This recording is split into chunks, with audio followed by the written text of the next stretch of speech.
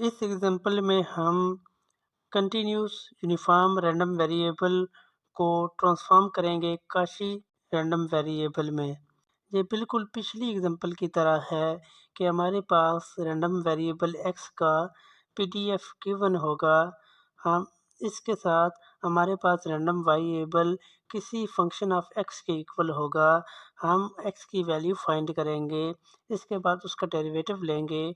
वो x की value हम x रैंडम वेरिएबल के पीडीएफ में पुट करने के बाद जैकोबियन की एब्सोल्यूट वैल्यू से मल्टीप्लाई करेंगे। इसके बाद हमारे पास जो पीडीएफ आएगा वो रैंडम वेरिएबल y का पीडीएफ होगा। इस एग्जांपल में अगर हम देखें तो हमारे पास एक पीडीएफ दिया हुआ है रैंडम वेरिएबल x का, जो किसके बराबर है, f of x is equal to 1/π के बराबर है, और इसका यहाँ पे इंटरवल दिया हुआ है। और इसके बाद लिखा हुआ है कि आप y का पीडीएफ फाइंड करें। y किसके बराबर है, 10x के बराबर है।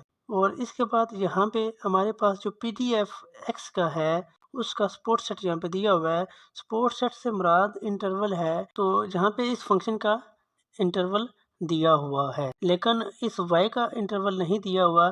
सबसे पहले हम अगली स्लाइड में इस y का इंटरवल फाइंड करेंगे, क्योंकि जब भी हम पीडीएफ लिखते हैं, फंक्शन लिखते हैं, तो उसका इंटरवल भी, इसकी डोमेन भी हम यहाँ पे लाजमी लिखते हैं। तो जब हम y का पीडीएफ फाइंड करेंगे उस मेथड के ज़रिए, तो हमें वहाँ पे हमारे पास उसका इंटरवल भी होना चाहिए, उसकी डोमेन होनी चाहिए।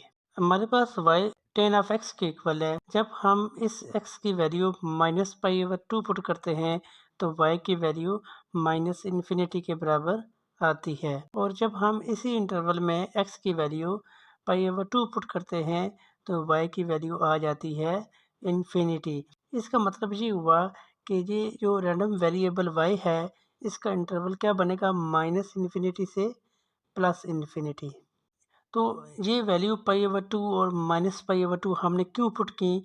यहाँ पे अगर हम देखें इस पीडीएफ में, तो यहाँ पे लिखा हुआ है कि ये जो रैंडम वेरिएबल x है इसकी वैल्यू -π/2 से π/2 तक है।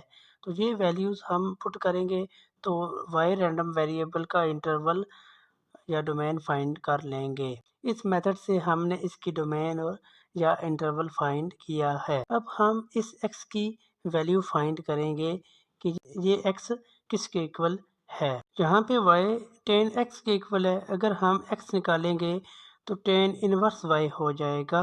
तो ये x किसके इक्वल आया, 10 इनवर्स y के इक्वल आया। हम जानते हैं इसका डेरिवेटिव भी लेना पड़ेगा ट्रांसफॉर्मेशन के लिए, तो इसका डेरिवेटिव लेंगे dx और dy का।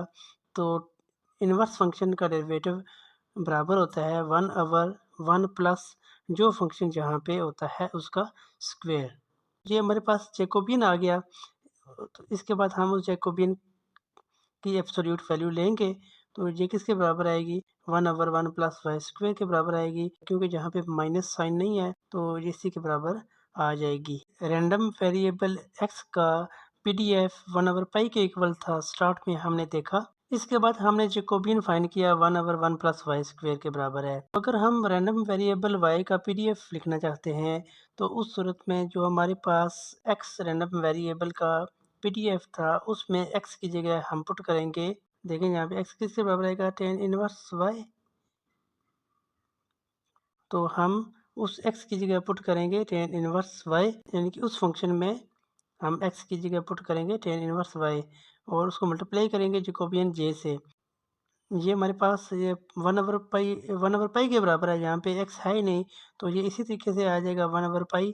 और इसके बाद जैकोबियन के एब्सोल्यूट वैल्यू हमारे पास 1/1 प्लस वाई स्क्वायर के बराबर है, तो इसको इससे मल्टीप्लाई करेंगे। ये हमारे पास आ गया रैंडम वेरिएबल y का पीडीएफ। पिछली स्लाइड में हमने जो पीडीएफ निकाला उस पीडीएफ को अगर देखें तो ये एक काशी डिस्ट्रीब्यूशन का पीडीएफ है। दूसरे अल्फाज में हम कह सकते हैं कि हमने कंटिन्यूस यूनिफॉर्म रैंडम वेरिएबल को काशी रैंडम वेरिएबल में ट्रांसफॉर्म किया।